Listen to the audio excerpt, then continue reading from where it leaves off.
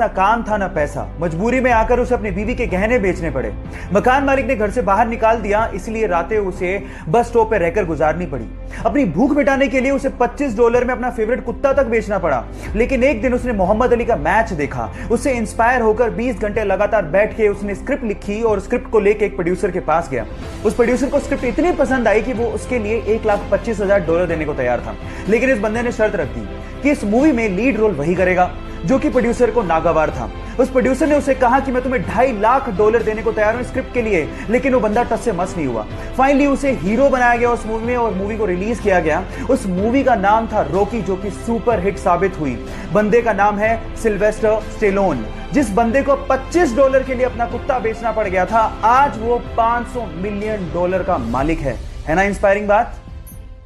हम जिंदगी में बहुत बार हार जाते हैं, गिर जाते हैं और कभी कभार तो हम लोग उठने की कोशिश भी नहीं करते। और जब वक्त निकलता है तो हम सोचते हैं कि काश एक बार और मैंने कोशिश कर ली होती। इस केस में क्या करें, मैं आपको बताता हूं। ऊपर एक वीडियो चल रहा है, 3 साल का एक छोटा सा बच्चा है जो कि एक स्केटर है और उसके मन में कोई डर का, गिरने का भाव ही नहीं है। वो सिर्फ एक ही बात सोच रहा है, मैं स्केटिंग करते हुए गिरूंगा, फिर से उठूंगा और फिर से कोशिश करूंगा, क्योंकि मुझे इस काम में मजा आता है। तो बच्चे बन जाओ, गिरने से डरो मत, फिर से उठो, क्योंकि जिंदगी इसी का नाम है। सन 1954 में 92 यात्रियों के साथ एक फ्लाइट जर्मनी से ब्राजील की तरफ उड़ान भरती है। 18 घंटे का यह सफर था, लेकिन महीनों निकल गए, वो फ्लाइट कभी लैंड ही नहीं हुई। लोगों ने मान लिया था कि नीला आसमान उस फ्लाइट को निगल चुका है। फाइलें बंद, सेंटियागो की फ्लाइट्स पूरी तरह से बंद कर दी गई। लेकिन उसके बाद जो हुआ आप लोगों को सुनना चाहिए। ठीक 35 साल बाद सन 1989 में वही फ्लाइट ब्राजील के एयरपोर्ट पे लैंड करती है।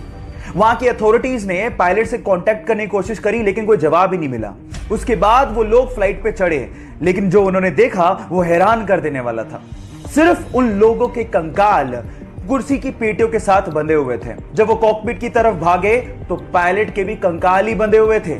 अब सवाल यह है कि अगर पायलट के कंकाल ही बंधे हुए थे तो फ्लाइट लैंड कैसे हुआ? विज्ञान ने बहुत तरक्की कर ली है, लेकिन ऐसी बहुत सारी घटनाएं हैं जिनका जवाब विज्ञान के पास भी नहीं है। बचपन से उसके पापा उसे म्यूजिक कॉन्सर्ट में लेके जाया करते थे, जिसकी वजह से म्यूजिक में उसका इंटरेस्ट बढ़ चुका था। अब वो सिंगर बनना चाहता था, लेकिन प्रॉब्लम ये थी कि वो बचपन से ही हकलाता था, जिसकी वजह से स्कूल के सारे बच्चे उसे चिढ़ाया करते थे। एक दिन उसके पापा ने उसे एमएनएम का सीडी लाके दिया, जिसे प्ले करने के बाद वो हैरान रह गया कि कोई बंदा इतना तेज कैसे गा सकता है। उसके बाद एमएनएम से इंस्पायर्ड होकर उसने स्पीच थेरेपी ली और सिंगर बनने के लिए लंदन चला गया। फिर अपनी एल्बम प्लस से उसने लोगों के दिलों में अपनी जगह बनाई। उसके बाद उसने पीछे मुड़ के कभी नहीं देखा। फिर उसके बाद अपनी एल्बम मल्टीप्लाई के लिए उसने 2 ग्रैमी अवार्ड जीते और अपनी एल्बम डिवाइड के शेप ऑफ यू सॉन्ग से पूरी दुनिया में छा गया। Yes guys, I'm talking about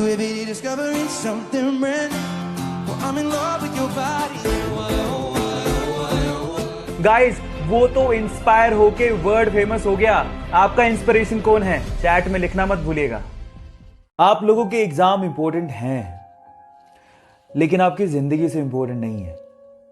इसलिए मैं आप लोगों से एक बात कहना चाहता हूं, चाहे आपके एग्जाम कैसे भी हो, टेंशन मत लेना, क्योंकि ये कागज के टुकड़े आपकी जिंदगी डिसाइड नहीं करते।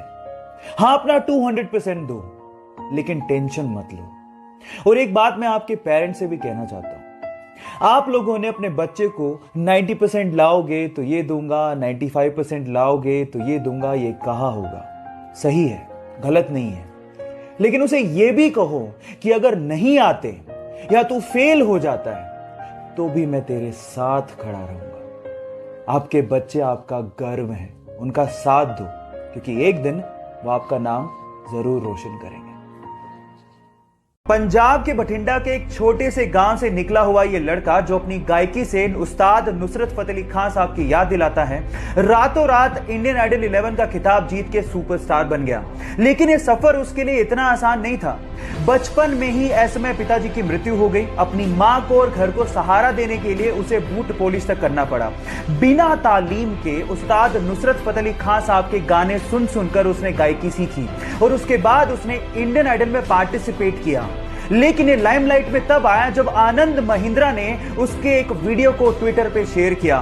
फिर उसके बाद उस बंदे ने पीछे मुड़ के कभी नहीं देखा और फाइनली इंडियन आइडल का खिताब अपने नाम कर लिया और अपनी मां का सपना भी पूरा किया। तो इस बंदे के लिए एक हार्ट तो बनता है।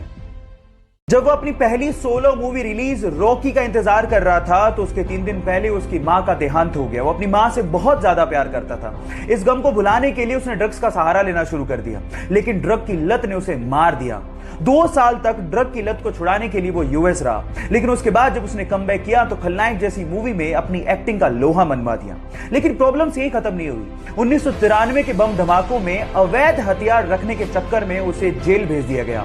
लेकिन फिर से जब रिहा हुआ तो वास्तव जैसी मूवी में फिल्म फेयर अवार्ड जीते और उसके बाद मुन्ना भाई जैसी मूवी में राष्ट्रीय पुरस्कार तक जीते।